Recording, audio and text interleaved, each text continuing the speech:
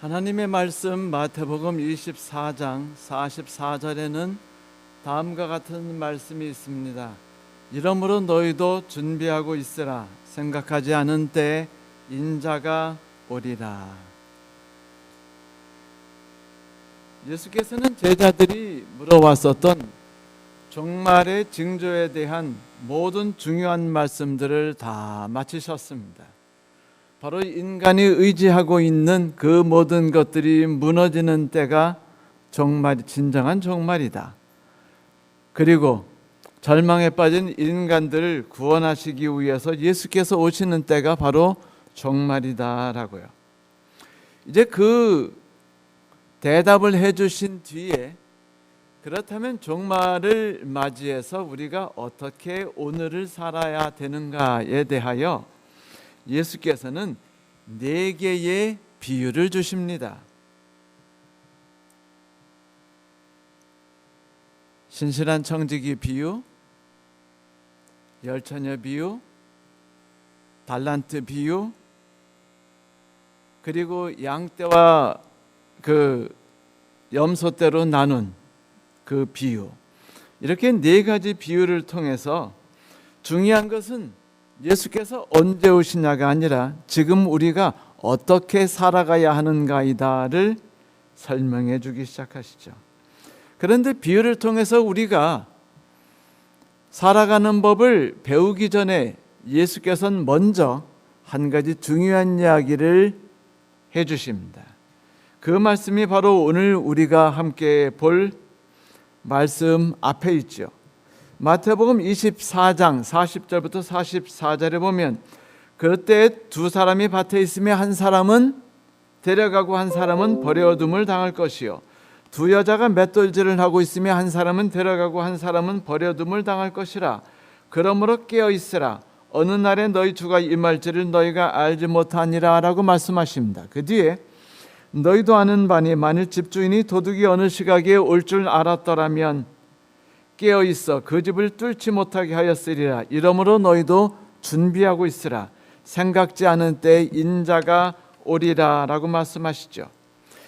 이 말씀은 비유라기 보기에는 좀 이야기가 없는 단순한 경고같이 보이는 말씀인데 이 말씀은 2개의 중요한 경고로 구성되어져 있습니다. 곧 42절과 44절이지요.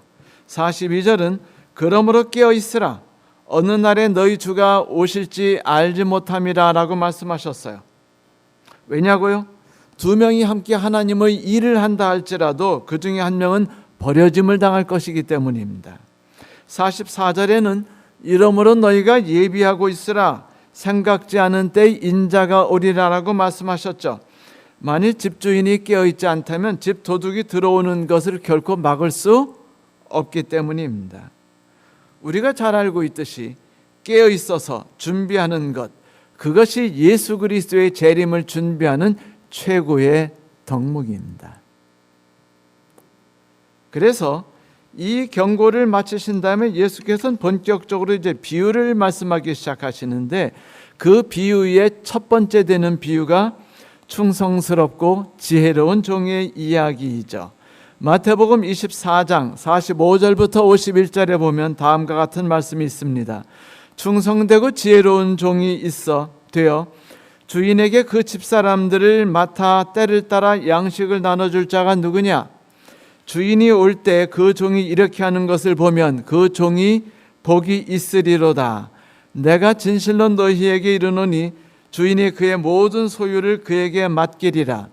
만일 그 악한 종이 마음에 생각하기를 주인이 더디 오리라 하여 동료들을 때리며 술 친구들과 더불어 먹고 마시게 되면 생각하지 않는 날 알지 못하는 시각에 그 종의 주인이 이르러 엄히 때리고 외식하는 자가 받는 벌에 처하리니 거기서 슬피 울며 이를 갈리라.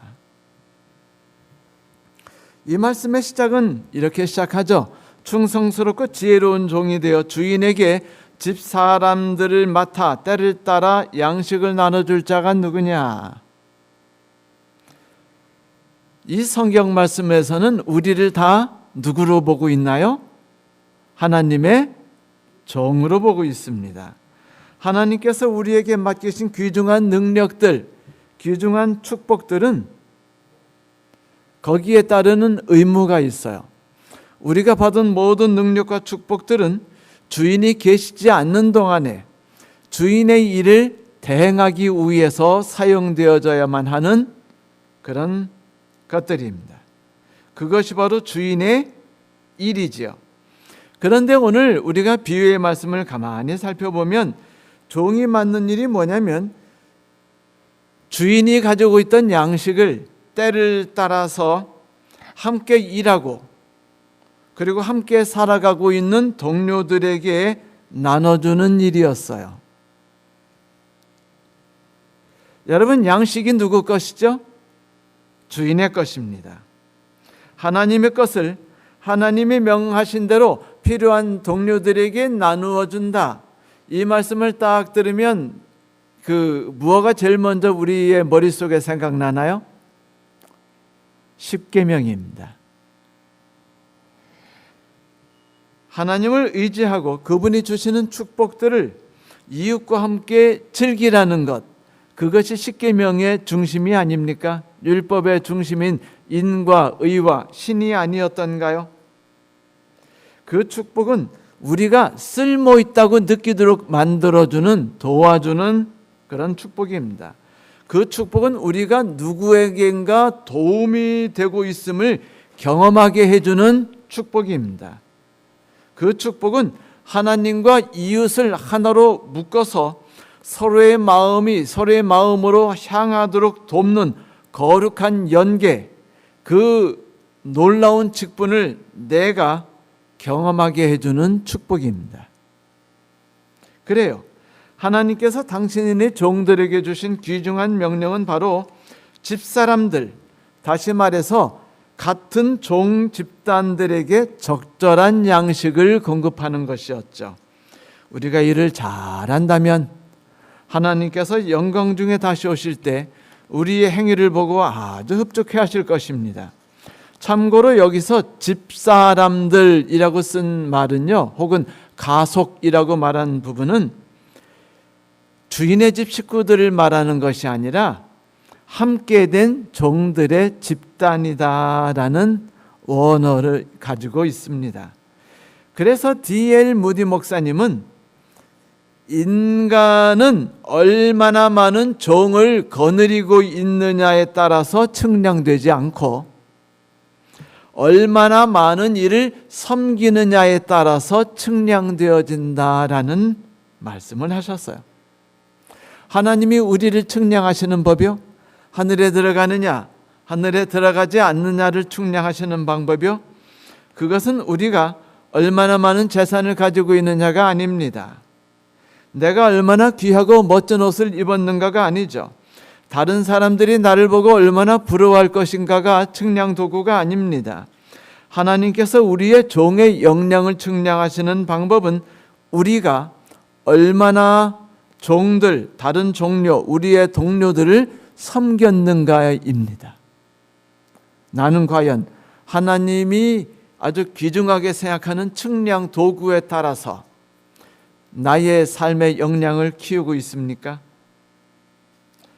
성도 여러분, 이제 여러분에게 여쭤보지요. 여러분은 하나님께서 마음에 두신 측량법을 존중하고 계십니까? 그렇다면 오늘 하루 종일 우리의 마음속에 있는 주 관심사는 무엇이 되어야 할까요? 성도 여러분, 이 일은 하나님의 아들이시며 이 땅의 왕이셨던 그리스도 예수께서 종의 형체를 입고 내려오셔서 하신 모든 일이었습니다. 우리의 왕이신 그리스도 예수께서는 이 땅에 종의 형체를 입고 오셨죠. 그래서 그분이 하시는 모든 일은 오로지 당신의 일이 아니라 당신의 주인이신 하나님의 일이었어요. 그래서 성경 빌립보서 2장 5절부터 8절에 보면 이런 말씀을 바울이 기록했지요. 너희 안에 이 마음을 품으라. 곧 그리스도 예수의 마음이니 그는 근본 하나님의 본체시나 하나님과 동등됨을 취할 것으로 여기지 아니하시고 오히려 자기를 비워 종의 형체를 가지사 사람들과 같이 되었고 사람의 모양으로 나타나사 자기를 낮추시고 죽기까지 복종하셨으니 곧 십자가에 죽으심이라. 그래요. 이것이 하나님의 주 관심사입니다. 지금 그분께서는 우리에게 당신이 이 땅에 계실 때 아주 즐겨하셨고 잘 수행하셨던 일들을 우리에게 넘겨주셨어요. 그리고 지금 하늘에 계십니다. 그 일은 바로 종의 일입니다. 무슨 일이라고요? 한번 크게 따라서 말해 봅시다. 종의 일. 그래요. 이것이 이 땅에 우리를 위해 내려오셨던, 그리고 우리를 위해 당신의 모든 것을 아낌없이 희생하셨던 그분의 주 관심사입니다. 그분이 관심을 가지고 계시지 않은 일에 우리가 몰두하잖아요. 그거 어리석은 행동입니다. 왜냐하면 시험 출제자는 이쪽으로 내려고 온갖 마음의 준비를 다하고 학생들에게 이번 시험은 이쪽에서 날 거야, 알았지? 준비해라고 말하는데 시험 공부하는 애들이 설마 거기서 나겠어? 하고 딴 데를 준비하는 게 어리석은 건가요? 지혜로운 건가요? 맞아요. 천국 입학시험을 성공적으로 치르기를 바라십니까? 그런다면 우리의 주 관심사는 우리 주인의 주 관심사와 일치해야 돼요. 바로 종의 정신이죠. 종의 일입니다. 성도 여러분, 하나님의 마음에는 오직 나만이 해낼 수 있는 그런 특별한 무언가가 담겨져 있어요. 우리는 그것을 발견해내야 합니다. 우리는 그것을 수행해야 돼요. 그래야 우리의 마음이 의미 없이 공허한 삶에서 벗어날 수 있습니다. 왜냐하면 하나님이 세우신 목적하에서 움직이는 기계가 되기 때문이죠. 생각해 보세요.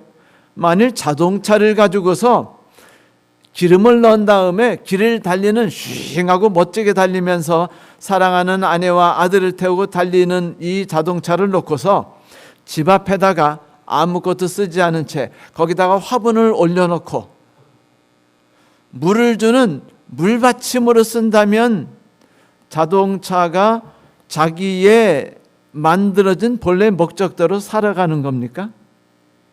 그러면 마음이 공허할까요? 공허하지요. 만약 우리가 그리스도께서 오셨을 때 우리가 해야 할 일들을 다 찾아냈고 그리고 다 행했다는 것을 보실 수 있도록 한다면 얼마나 행복할까요? 그분께서는 하늘에서 우리에게 주실 수 있는 더 큰 일을 마음껏 아낌없이 맡기실 겁니다. 서른 성공한 종의 특징은요, 24장 45절부터 47절에 보면 두 가지로 표현되어 있어요. 첫째는 충성된 종, 두 번째는 지혜로운 종. 그런데 여러분 신기하죠? 말씀을 따라 순종하는 종, 율법을 잘 지키는 종, 이렇게 말하지 않고 뭐라고 말했어요? 지혜로운 종이 성공하는 종이다. 뭐라고요? 어떤 종이 성공한 종이라고요? 지혜로운 종. 흥미롭게도 신실하고 지혜로운 종이라고 말했습니다. 신실하고 지혜로운 종은 아직 주인이 오지 않았으나 언제든 돌아올 것을 잘 이해한 종입니다. 그래서 그는 매일 아침마다 경계하고 주의했을 거예요. 매일 아침마다 그는 자신에게 질문했겠죠. 그분께서 오늘 오신다면 가장 관심을 두고서 체크하실 게 뭘까? 내가 그분이 오시기 전에 어떤 일들을 잘 이행한 것을 보여드릴 수 있을까? 그분이 돌아오셨을 때 내가 그분의 일을 제대로 이행해내지 못한다면 마음이 많이 상하시겠지? 그분이 일이 제대로 이루어지지 못한 것이니까. 하지만 만일 오늘 내가 주님의 일을 잘 해낸다면 그분이 오셔서 나를 보고 매우 기뻐하시겠지. 당신의 일이 나를 통해서 다 잘 이루어진 것을 보면 얼마나 만족해 하실까? 이것이에요. 나의 모든 관심사는 주인의 일에 담겨져 있는 것입니다. 그런데 신기하게도요, 여러분, 어떤 일에 관심이 없어지잖아요. 그러면 그 일에 대한 능력도 사라지고 지혜도 사라지는 법이에요. 우리 집 사람이 자주 이런 말을 제게 해줘요. 여보, 식사 준비는 말이야 1시간 전에 나와서 하면 그저 그런 국, 그저 그런 반찬, 그저 그런 밥을 먹게 될 뿐이야. 행복도 사라지고 건강도 사라지지. 반드시 식사 시간 2시간 전에 미리 식당에 나와서 오늘은 어떤 음식을 먹어야 우리가 건강하고 즐겁고 행복하게 살 수 있을까를 염려하고 고민하지 않으면 우리는 그날 풍족하고 즐겁게 식사를 했다는 생각을 하지 못하게 돼. 저는 처음에 이야기를요, 그 지겨운 이야기로 생각했어요. 오늘도 또 충고가 시작됐구나. 그런데 가만히 생각해 보니까 이게 대단한 이야기였어요. 미리 관심을 가지고 마음을 쏟지 않으면 그 일에서 성공하지 못한다는 것입니다. 거기서 지혜가 솟아나지 않아요. 능력도 생겨나지 않지요. 이것이 바로 예수께서 오늘 우리에게 하시는 말씀입니다. 지혜로운 종은 오늘 하루 종일 주인이 오시지 않을 것 같다는 생각 속에 여유를 부리면서 시간이 많이 남으니까 뭐 꼭 주인이 시킨 일을 하는 것보다는 우선 좀 내 즐거움도 조금 챙기고 놀러 갈 것도 가고 좀 그래야 하지 않을까라고 생각하는 것. 그는 그런 일을 하지 않았죠. 오직 그는 마음속에서 주인이 품은 생각을 하려고 했고 주인의 마음에 일치하려고 했으니 주인이 계시지 않은 동안 그가 살아가면서 얼마나 주인과 함께 일치가 됐을까요? 그는 계속 생각합니다. 오늘 내 종료 동들에게 필요한 양식이 무엇일까? 내가 주인의 양식을 가지고 그들에게 적절히 공급하고 그들을 만족스럽게 하고 행복하게 만들고 건강한 삶을 살아가게 하려면 내가 무엇을 해야 할까? 그래서 그는 생각하지요. 오늘 내가 하는 일은 우리 주인이 이 집의 행복과 안녕을 위해서 하시는 일을 대행하는 것이 아니야? 나는 오늘 주인의 일을 하는 것이지. 그분의 이 눈이 되어서 누군가의 마음 아픔과 눈물과 필요를 찾아보자.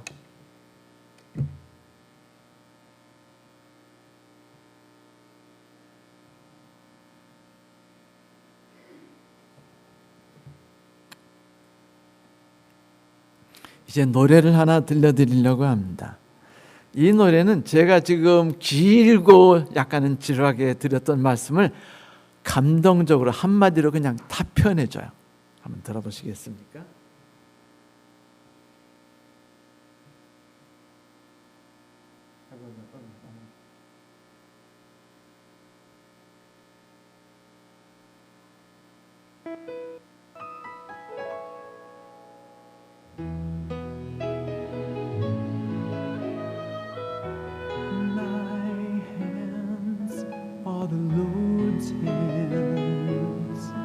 Without me, how can his work be done? I will reach where he would reach, loving kindness in my touch. I'll be his healing hands to everyone. My feet are the 내 발은 주님의 발. 나 없이는 어떻게 저 불쌍한 이들에게 가실 수 있으랴. 나는 그분이 가곤 했던 곳에 가련다. 내가 받았던 축복이 저들에게도 나누어질 수 있도록 그분으로 인해 나는 전에 가보지 못했던 곳에 가게 될 것이다. 주여 나를 도와 내가 이웃과 함께 나누게 하소서. 당신이 이곳에 계셨을 때 나누셨던 그것들을 주여 나를 도우사 나로 하여금 살아가게 하옵소서.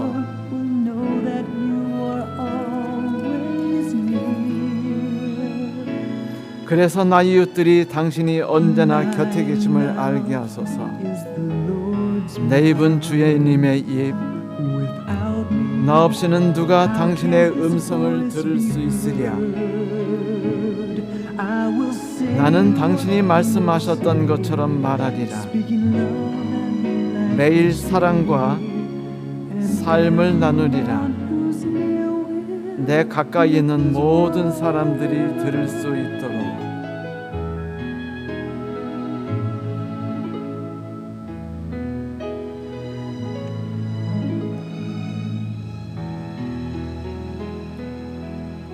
성도 여러분, 우리가 바로 이런 종이 된다면 얼마나 행복할까요? 그리고 그 기쁨이 얼마나 대단하겠습니까? 이렇게 지혜롭고 쓸모 있는 종이 된다는 것은 참으로 행복한 일입니다. 그는 주인이 계시지 않는 동안 그분의 발이 되어서 누군가를 찾아가서 함께했죠. 그분의 눈이 되어서 누군가에게 찾아가 그들의 마음을, 아픔을 알게 되었습니다. 그들의 심정을 이해하게 되었죠. 그래서 그들과 함께하게 되었습니다. 그분의 손이 되어서 누군가 주저앉아 있는 이들을 일으켜주고 누군가의 배고픔을 채워주었습니다. 그러니 왕이신 우리 하나님께서 우리 주인이 다시 오실 때 어찌 그를 사랑하고 칭찬하며 기뻐하지 않을 수 있겠습니까? 성도 여러분, 이게 바로 지혜예요. 이것이 바로 신실함입니다. 반면에 지혜롭고 신실한 종과 반대되는 어리석은 종은 주인이 돌아와서 악한 종으로 판결하시고 아주 심한 벌을 주셨어요.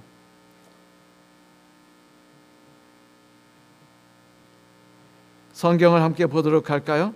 만일 그 악한 종이 마음에 생각하기를 주인이 더디오리라 하여 종료들을 때리며 술 친구들과 더불어 마시게 되면 생각하지 않는 날, 알지 못하는 시간에 그 종의 주인이 이르러 엄히 때리고 외식하는 자가 받는 벌에 처하리니 거기서 슬피 울며 이를 갈리라.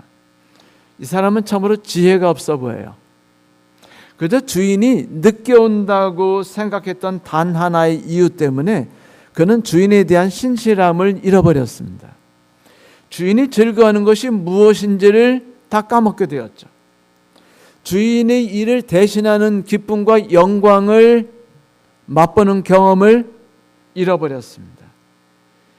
지구에 내려와서 이제 마지막 훈련을 마치게 된 3명의 수습생 신참 마귀들이 있었습니다. 그들은 마귀들의 대왕인 사탄에게 지구에 내려가서 그 남자와 여자들을 타락시킬 그 유혹을 어떻게 할 건지에 대해서 계획을 발표해야 됐어요. 첫째가 나서서 이렇게 말했습니다. 저는요, 하나님이 없다고 말하겠습니다. 사탄이 말하기를 크게 성공하지 못할 거야. 왜냐하면 그들은 마음속으로 하나님이 계시다는 걸 잘 알고 있거든. 둘째가 앞으로 튀어나와서 말했어요. 저는요, 지옥이 없다고 말하겠습니다. 사탄이 말했어요. 너는 한 명도 기만해서 속이지 못할 거야. 사람들은 죄를 지은 사람들에게 있을 지옥에 대해 잘 알거든. 그러자 셋째가 조용히 나와서 말했습니다. 저는 그들에게 서두를 필요가 없다고 말하겠습니다. 그러자 사탄이 대답했어요. 좋아, 해봐. 너는 수천 명을 타락시킬 수 있어. 모든 미혹 중 가장 위험한 것은 충분한 시간이 있다고 생각하도록 만드는 것이지. 지혜가 없어서 악해진 종은요, 생각했어요. 주인이 지금 당장 오시지 않을 거야. 그러니 나는 지금은 당장 주인의 일을 꼭 할 필요는 없겠지. 내가 좀 더 게으름을 부리고 이 땅에서 즐길 수 있는 삶을 조금 더 누려보고 좀 더 많이 즐겨보는 건 어떨까? 그런데 왜 하나님이 그를 악하다고 선언하셨을까요? 그 심판의 이유는 뭐였을까요?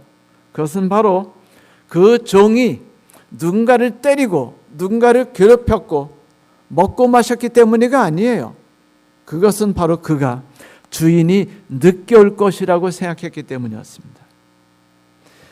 주인이 늦게 온다고 생각하는 것, 곧 오신다는 것을 멈추는 순간에 우리에게 위험이 닥치기 시작해요. 누군가가 말했어요. 만일 우리가 하나님의 일을 생각하고 행동하는 것을 멈추고 여유 있는 삶을 살아가기 시작할 때 우리는 우리가 안전하고 편안한 길을 걷고 있다고 생각하겠지만 실제로는 우리는 매우 위험한 벼랑의 가장자리를 걷고 있는 것이다. 이 지혜가 모자란 종은요, 주인이 곧 돌아올 것이라고 생각하지 않았습니다. 그러니까 코로나가 닥치니까 지금은 당장 교회 나가는 것을 쉬는 것이 낫다고 생각할 수 있게 되는 거예요. 당장 급하지 않고 내년도 있으니까, 오늘 말고 내일도 있으니까. 그는 주인이 빨리 돌아오지는 않으리라고 생각해서 여유가 넘친다고 생각했습니다. 그래서 주인의 일을 대행하는 일에 대해서 관심을 갖는 것보다는 지금은 당장 우선 좀 내 재산을 좀 더 쌓고 불리고 내 아들이 직장 가는 일에 좀 더 관심을 갖는 것이 괜찮다고 생각했어요. 뭐 죄는 아니니까요. 그래서 그는 우선 주인이 오시기 한참 전까지, 상당히 오래 전까지는 자신이 가지고 있는 능력은 이 땅에서 자신의 부와 자신의 집의 미래를 위해서 좀 써도 된다고 생각했죠. 지금 당장은 내 능력과 내 관심은 오직 주인을 위해서 사용하지 않아도 된다고 생각했어요. 자신도 주인의 재산임을 잊었죠. 자신의 능력이 주인의 능력이라는 걸 잊었습니다. 그렇게 그는 자기 삶의 에너지의 대부분은 주인이 원하는 것과 주인이 돌아와서 관심을 가질 일에 대해서 조금씩 등한히 여기게 됐죠. 성도 여러분, 이것이 얼마나 위험하고 무서운 생각인 줄 아십니까? 얼마나 지혜롭지 않은 어리석은 생각인 줄 아십니까? 주인이 곧 돌아온다는 생각을 우리가 하지 않잖아요. 그러면 우리도 조금 모르게 조금씩 우리가 이 땅의 일에 관심을 조금씩 더 가지기 시작합니다. 그 결과 우리도 모르게 하나님께서 꿈꾸시는 나의 모습에서 조금씩 벗어나게 돼요. 조금씩 이 세상이 꿈꾸는 그런 모습으로 나의 모습을 맞춰나가기 시작합니다. 한번 가만히 생각해 보세요. 우리의 모든 시간과 우리의 모든 능력은 주님의 것이고 지금 당장 주의 일을 하기 위해 쓰여야 한다고 생각하지 않는다면 우리의 관심은 어디로 흘러갈까요? 조금씩 자연스럽게 내가 즐길 수 있는 이 땅에 조금씩 관심을 갖지 않겠습니까? 기왕이면 15인치짜리 흐리고 침침한 텔레비보다는 60인치짜리 쫙 UHD TV 틀면은요, 영화도 재밌게 보고 음악 연주도 아주 그냥 막 현장감 있게 볼 수 있지 않습니까? 제네시스 자동차 사고 싶어져요. 좀 더 크고 안락한, 좀 더 안락한 집으로 좀 옮겨 타고 싶습니다. 지금은 우선 하나님 일보다는 돈을 버는데 살짝 더 신경을 쓸 수밖에 없어요. 이 모든 삶의 요구를 해결해 주는 신이 바로 돈 신이 아닙니까? 나도 이런 생각을 갖는데 저도요, 큰 부담이 없이 살아와요, 사실은. 그런데 이 땅에서 주인이 아주 늦게 온다면은 우리가 가질 수 있는 자연스러운 생각 아닙니까, 사실은? 그런데 얼마 전에 제가 신문에서 다음과 같은 기사를 읽은 다음에 충격을 받았어요. 그리고 제가 가진 생각들을 다시 한번 돌아보게 됐습니다. 그 글은 다음과 같았어요. 아니, 왜 개인별, 사업별, 부서별 차등이 없느냐는 주장이 꽤나 최근에 많이 늘었다. 회사가 여러 사업 부문으로 구분된 회사에 다니는 D씨는 왜 적자를 낸 부분 부서까지 챙겨주는지 모르겠습니다. 회사의 성과급 기준 지급 기준이 능력주의가 아닌 온정주의에 기반을 두다니, 이렇게 하면 일 잘하는 직원들이 공정한 보상을 찾아 이직하는 게 당연하지 않습니까?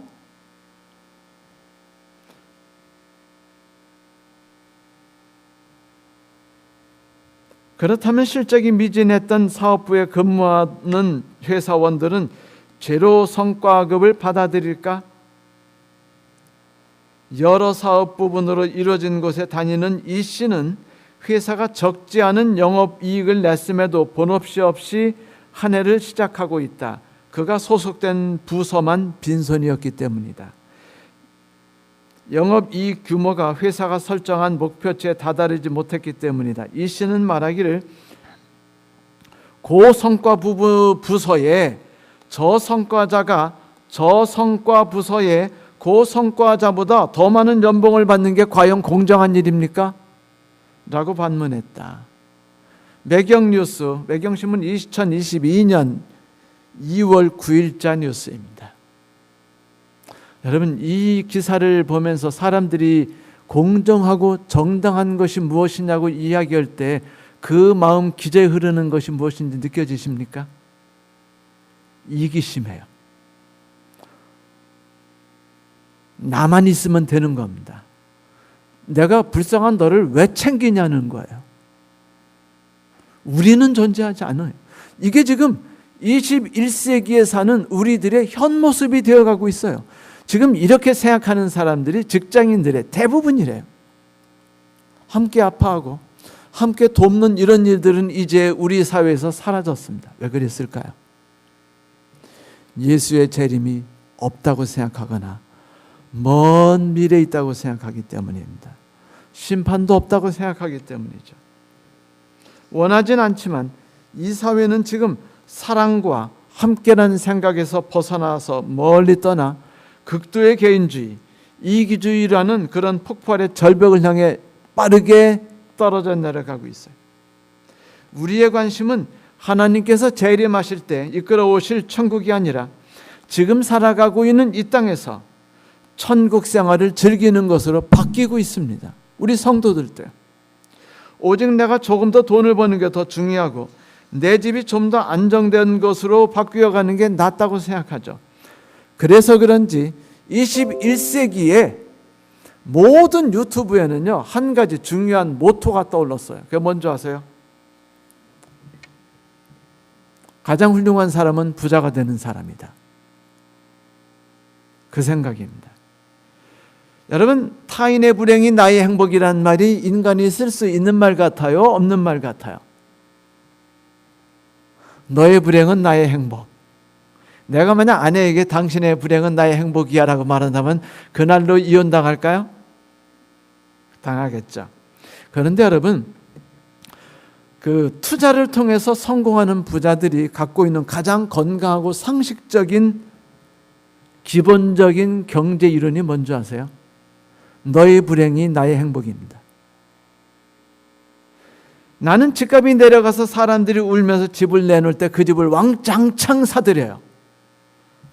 헐값으로 막 후려칩니다. 나는 사람들이 공포에 젖어가지고 마구마구 막 집을 사댈 때, 상투 잡고 사댈 때 가난하고 불쌍한 사람들이 더 높은 집값으로 높여 불러가지고 그 값을 집을 마구 팔아대는 사람입니다. 조금에 그들은 완전히 망하겠죠. 인생 종치겠죠. 하지만 그 덕에 나는 큰 부자가 될 수 있는 거 아닙니까? 그래서 그런데도 이게 모든 경제인에게 있어서 악하다는 생각을 아무도 하지 않아요.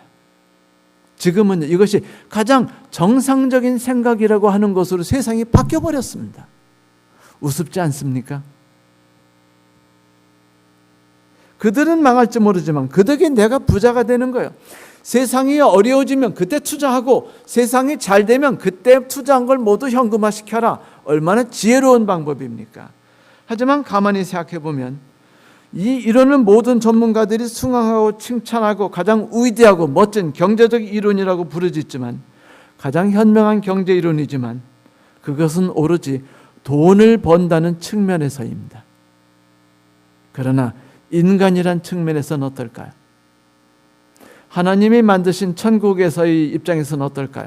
어떤 사람이 이런 이야기를 했어요. 부자가 생겨나야 가난한 사람들이 더 나은 삶을 살아간다.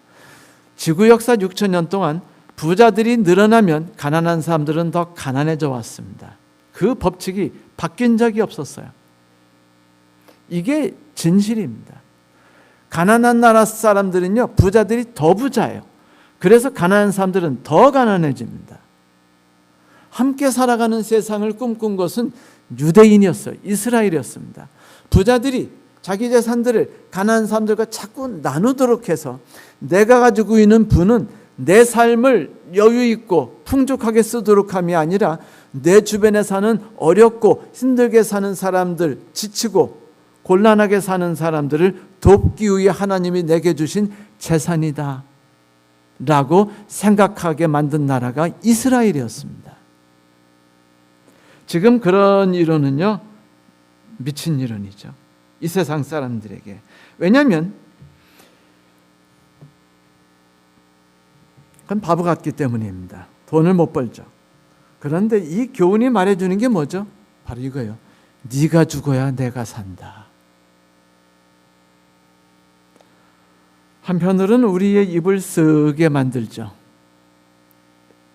그런데도 우리도 모르게 우리를 벼랑으로 이끌고 가고 있는 이 생각에 우리가 목회자이든 일반인이든 성도이든 간에 우리도 모르게 다 그 생각에 빠져들어가고 있어요. 그 생각들을 우리가 연필로 적어서 노트에 기록하고 자녀들에게 알려줍니다. 좋은 투자 방법이라고 말하면서. 예, 맞아요. 좋은 투자 방법인 건 사실입니다. 저도 이 방법을 마음속에 꼭꼭 두고 있어요. 써먹어야 되는 건 맞습니다. 그러나 여러분, 세상은 돈을 모은 것으로 인해서 천국이 만들어지지 않는다는 사실을 우리는 결코 잊어서는 안 돼요. 돈을 투자하는 사람들은 그렇게 살 수 있을지언정 제조업체 사람들까지 그렇게 살아가지는 않죠. 그들은 더 좋은 물건을 더 많은 사람들에게 나누어져서 같이 행복해지겠다는 게 그들의 생각입니다. 반면에 투자하는 사람들은 그 생각을 갖지 않아요. 네가 망해야 내가 살아간다라고 생각하는 게 투자자의 정신입니다. 성도 여러분, 투자자의 정신으로 살아가길 원하시나요? 제조업자의 정신으로 살아가길 바라시나요?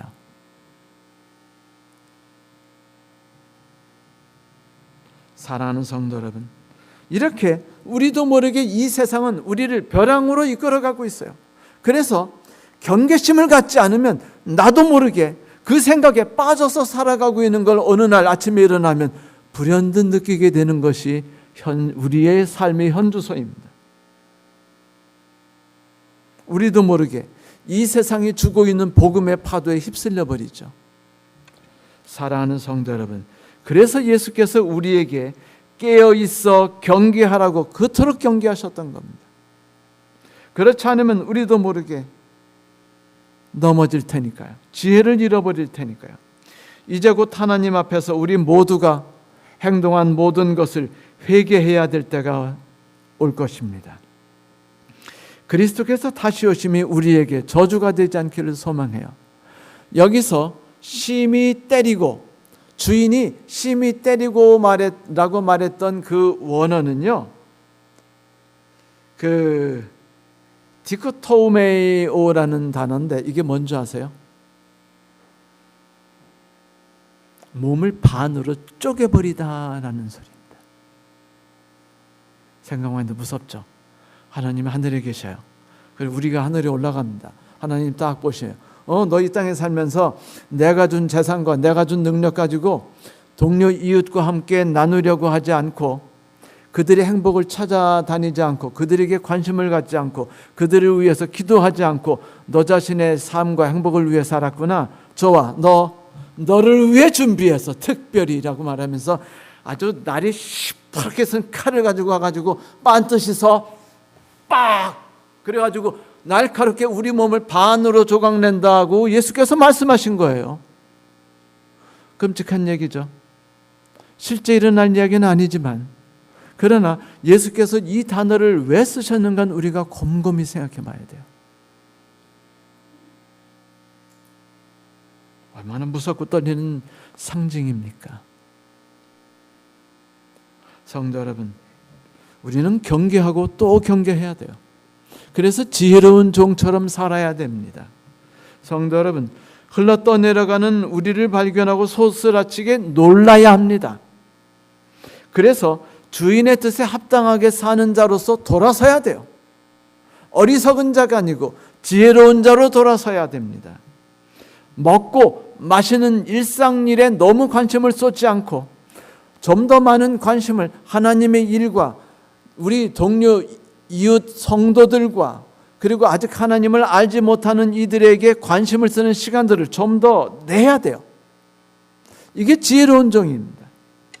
사랑하는 성도 여러분, 주께서 영광 중에 다시 오실 때 내가 그분이 사용하신 멋진 도구가 아니라 사탄의 도구가 되어서 살아왔다는 걸 보여드린다면 그것은 얼마나 슬픈 일이겠습니까? 또한 얼마나 지혜롭지 않은 행동이겠습니까? 경계하고 또 경계하도록 합시다. 주의하고 또 주의하도록 합시다. 충성스럽고 지혜로운 종이 돼서 주 앞에 함께 서도록 합시다. 주께서 속히 오실 것입니다. 만일 우리가 주인의 정신을 따라 오직 주인의 일을 한다고 생각한다면 우리는 오늘요 결코 우리를 위한 삶에 우리의 모든 시간을 몰두하지 않을 것입니다. 양심의 가책을 메꾸기 위해서 예배 드리는 날 교회 와서 예배만 드리는 것으로 모든 걸 마무리하지 않을 것입니다. 그거는요 불교 성도들이 하는 것이에요. 삶은 다 지내고 1년에 두어 번 가서 기도드리고 오는 것, 여러분 이것은 신앙이 아니에요. 그리스도의 신앙은 오늘 이 시간에 내가 주인의 일을 하느냐 아느냐이지 예배당에 나와서 예배를 드리느냐 아니냐는 그 다음 일인 것이에요. 결코 잊지 마십시오. 성경을 얼마나 읽었느냐 안 읽었느냐도 그 다음의 일인 것입니다. 먼저 우리가 주의해야 할 가장 중요한 것은 나는 지금 주인의 종이며 내가 지금 주인의 일을 따라서 주인의 일을 대행해서 그분의 손이 되고 발이 되고 눈이 돼서 누군가 내 동료들에게 때를 맞추어서 적절한 양식을 주는 자이냐 아니냐인 것입니다. 잊지 마십시오. 우리가 이렇게 생각하게 되면 우리는 24시간 동안 우리의 마음이 다른 것으로 가득 차게 만들 수 있어요. 그것이 바로 바울이 말했던 바죠. 그는 고린도후서 5장 15절에 그가 모든 사람을 대신해 죽으심은 살아있는 자들로 하여금 다시는 그들 자신을 위해 살지 않고 뭐라고요? 다시는 그들 자신을 위해 살지 않고 오직 그들을 대신해 죽었다가 다시 살아나신 이를 위하여 살게 하려 함이라라고 말했습니다. 이런 생각이 우리를 지배하게 되었으면 얼마나 좋을까요? 그날이 우리에게 찾아오기를 소망합니다. 그렇게 되면 우리의 관심의 중심은 그분의 말씀과 뜻에 일치하게 될 거예요. 오 사랑하는 성도 여러분, 우리가 신실하고 지혜로운 청지기로서 하나님 앞에 서기를 저는 바랍니다. 여러분도 그렇지 않으십니까? 그래서 더 큰 축복을 하늘에서 받고 행복한 천국 생활을 누리고 싶습니다. 여러분도 그렇지 않으십니까? 그렇다면 이제부터 주인의 종으로서 주인이 하는 모든 일에 대해서 온 신경을 써보시기 바랍니다. 아침에 일어나면 우리 교회 누군가에게 전화할 생각을 꼭 하세요. 그분들이 어떤 어려움이 있을지 고민해 보세요. 생각하지 않으면 관심이 없어지고 관심이 없어지면 내 발걸음과 내 손길은 나가지 않는 법이 아닙니까? 아무리 선교부장님이 나오셔가지고 여기서 기도하라고 말하고 봉사하래도 우리는 그걸 할 수 없어요.